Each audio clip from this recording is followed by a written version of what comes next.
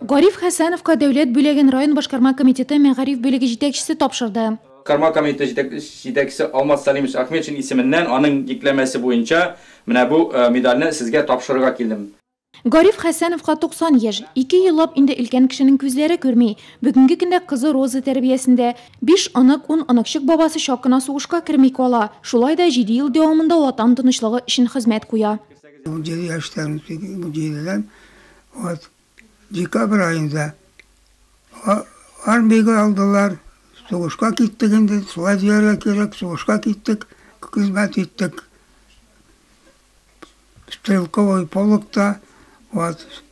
Шел стрелковый полкта обучаться ettik. Знаете, bizde may ayında уже soğuşka uzattılar. Знаете, vagonlarga. Yolda tenne uyattılar bizdeki пассажирский вагонlar тегелинде теге тәрлекләр йөртә торган вагоннар буга тиелгән идек без целый армияда вот и аталар знаете сугыш бетте дип знаете кычкырып чабалар диде без уянып киттек теге вагоннардан төштек ура все сугыш туктады сугыш бетте.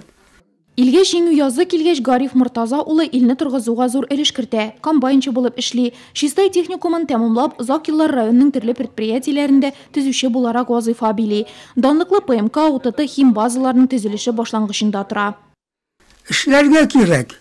Эшләргә. Хәзер хал шуны тәмин балаларга да, яшьләргә дә эш беләгенә үзеңнең нигендә байытып була. Ничек әйтергә, үзеңнең дәрәҗәңне, үзеңнең знайсыңны, кулыңда эш белә. Эшләргә.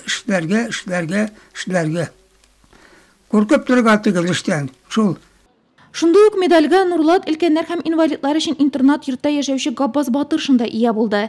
Япония белән сугышта катнашкан ветеранга дәүләт бүләген район башкарма комитеты җитәкчесе Алмаз Әхмәтшин тапшырды.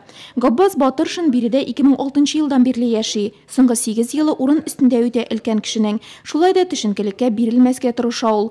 Авырлыкларны җиңәргә тормыш яратучанлыгы, хезмәттә чыныккан халкы булышады интернат җитәкчелеге. Гомуми эш стажы 48 елдан артык.